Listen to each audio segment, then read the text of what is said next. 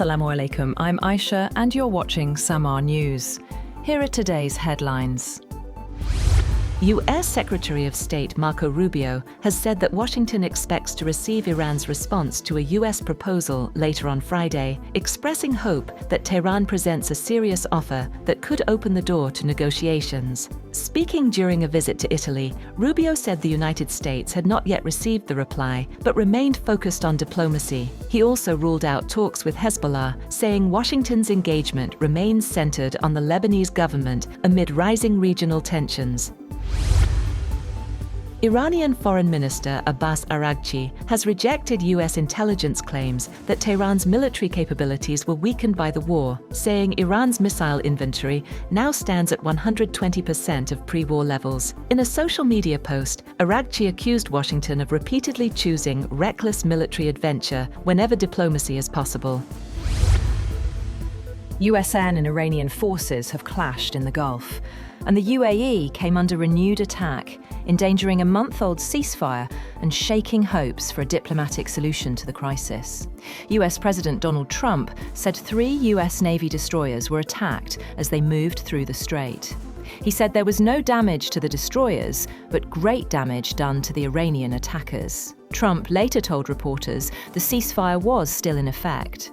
Iran's top joint military command accused the US of violating the ceasefire by targeting an Iranian oil tanker and another ship, and of carrying out air attacks on civilian areas on Qeshm Island in the Strait of Hormuz and nearby coastal areas. US military naval units operating near the Strait of Hormuz have come under Iranian missile fire after the US military allegedly attacked an Iranian oil tanker. Iranian state media claimed US vessels were forced to retreat after sustaining damage. Iran's semi-official news agency reported that 3 US destroyers near the Strait of Hormuz were targeted by the Iranian Navy. US CENTCOM said Iranian forces launched multiple missiles, drones and small boats as the USS Truxtun, USS Rafael Peralta and USS Mason transited the Strait of Hormuz toward the Gulf of Oman.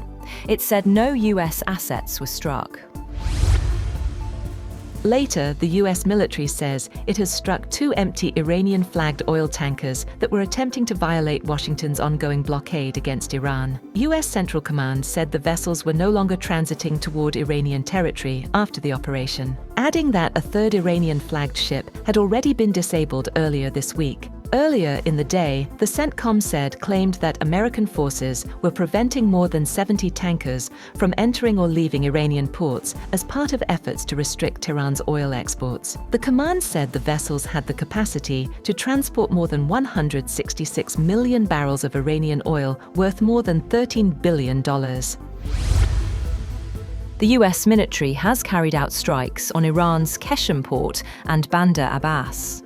A Fox News reporter, citing a senior US official, said the strikes did not mean the war was restarting or that the April 7th ceasefire had ended. The Fars news agency said residents heard multiple blasts near Bandar Abbas, though the exact source and location remained unclear. It later reported that parts of the commercial section of Bahman Pier were hit during what it described as an exchange of fire between Iranian armed forces and enemy forces. Meanwhile, Iran has seized the oil tanker Ocean Koi in the Gulf of Oman over an alleged attempt to disrupt Iran's oil exports. Iranian state media said the Barbados-flagged tanker was carrying Iranian oil and was trying to harm and disrupt oil exports by exploiting regional conditions. According to state media, the oil tanker, which has been under US sanctions since February, was escorted to the southern coast of Iran and handed over to the judicial authorities. The United Arab Emirates has said that its air defense systems intercepted missile and drone attacks launched from Iran as tensions in the Gulf continue to rise despite a fragile ceasefire. Tehran has not officially commented on the UAE claims, but Iran's armed forces accuse the United States of carrying out fresh airstrikes with the help of regional countries. British Prime Minister Keir Starmer has vowed to fight on to deliver on his promise to bring change to Britain after his Labour Party suffered heavy losses in local elections that deepened doubts over his ability to govern. Just under 2 years after winning a landslide national election, Starmer saw voters punish his Labour government, dealing it a blow in some of its traditional strongholds in former industrial regions in central and northern England. The main beneficiary was the populist Reform UK party, which gained more than 350 council seats in England and could form the main opposition in Scotland and Wales to the pro-independence Scottish National Party and Plaid Cymru in results later on Friday. That's all for now. For more updates, visit www.samaa.tv.